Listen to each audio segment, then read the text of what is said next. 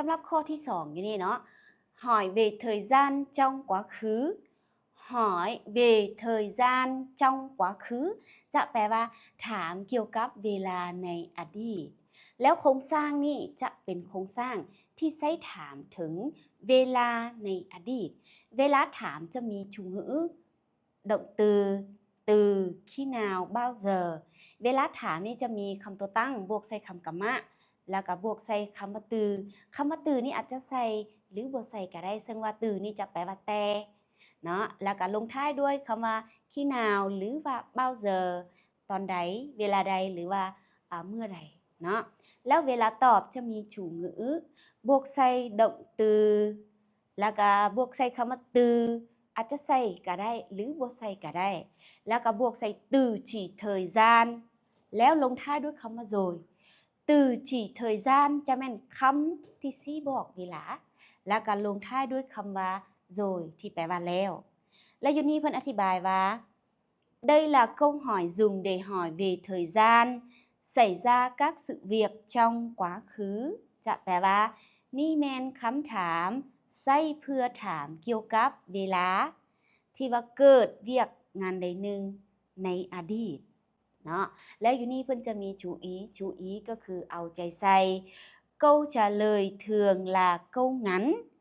คำตอบนะมักจะเป็นคำตอบแบบสั้นๆสั้นๆกระทัดรัดถึงว่าเขาเจ้าสิถามยาวๆก็อย่าส่วนหลายคำตอบจะเป็นคำตอบแบบสั้นๆเนาะบัดนี้พวกเราไปเบิ่งตัวอย่าง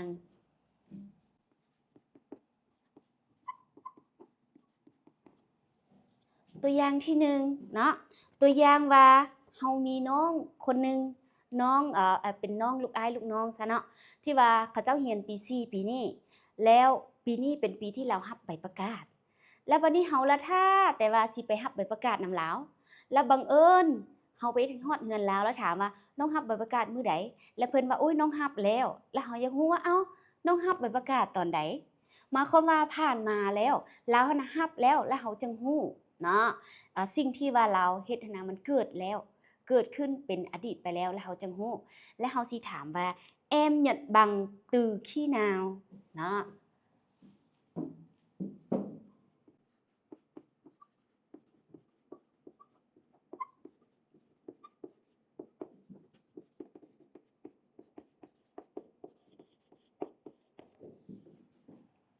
em nhận bằng từ khi nào จะแปลว่าน้องรับใบประกาศแต่ตอนใดเนาะ nhận bằng อยู่นี่แปลว่ารับใบประกาศบังอยู่นี่ย่อมาจากคำว่าบังตดเงียบแปลว่าใบประกาศเนาะ nhận แปลว่ารับเนาะ em nhận bằng từ khi nào แล้วสมมุติเพิ่นว่าน้องรับอาทิตย์แล้วนี่แล้วน้องรับอาทิตย์แล้วก็สิเว้าว่า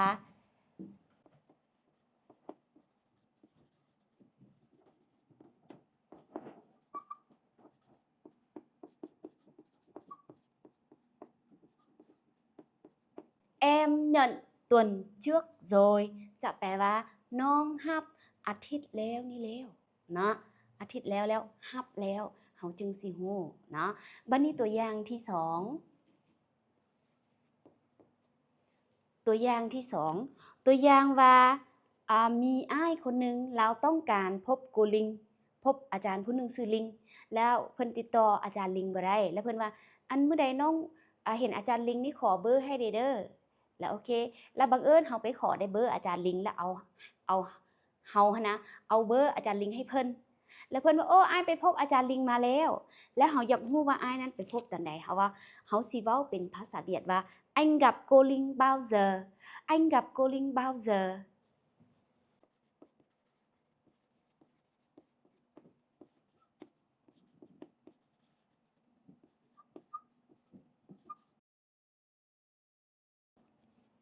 anh gặp cô Linh bao giờ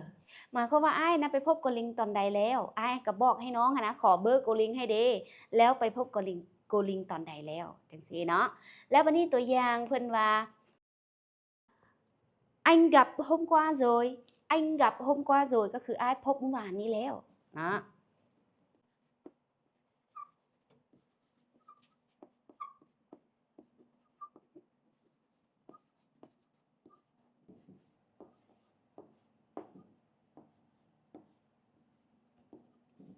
anh gặp hôm qua rồi anh gặp hôm qua rồi จะแปลว่าอ้ายพบเมื่อวานแล้วหมายความว่ากลายเป็นอดีตไปแล้วเนาะอ้ายพบเมื่อวานแล้วเนาะบัดนี้ตัวอย่างที่3ตัวอย่างที่3ตัวอย่างว่าเฮามีหมู่ผู้หนึ่งเฮามีหมู่ผู้หนึ่งเราเอาผัวแต่เราบ่ส่งข่าวให้เฮาบังเอิญเห็นเราไปเที่ยวกับผู้ชายคนหนึ่งแปลกๆแล้วเฮาอยากรู้เฮาถามว่าเฮ้ยตัวไปเที่ยวกับไผ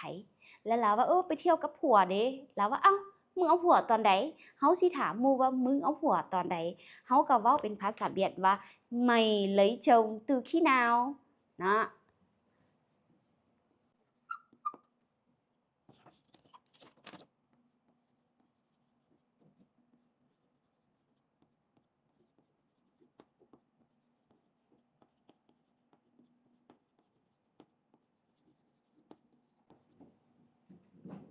Mày lấy chồng từ khi nào Mày lấy chồng từ khi nào จะแปลว่ามึงเอาผัวแต่ตอนใดมึงเอาผัวแต่ตอนใดคือบ่บอกกูว่าประมาณนี้เนาะแล้ววันนี้ตัวอย่างหมู่เฮาตอบว่ากูเอาเดือนแล้วนี่แล้วกูเอาเดือนแล้วนี่แล้วหมู่เฮาก็สิเว้าว่า tao lấy tháng trước rồi tao lấy tháng trước rồi เนาะ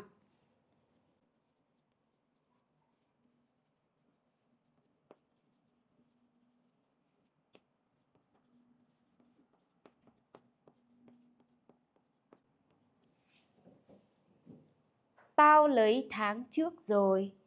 Tao lấy tháng trước rồi จะแปลว่ากูเอาเดือนแล้วนี่แล้วหมายความว่าหมู่หั่นน่ะเอาผัวเดือนแล้วนี่แล้วเกิดขึ้นในอดีตแล้วเนาะเวลานี้เราจะเอาคำว่าขี้นาวกับ bao giờ นี่มาใส่ท้ายประโยคแบบนี้แม่นใช้ถามถึงเวลาในอดีตเนาะ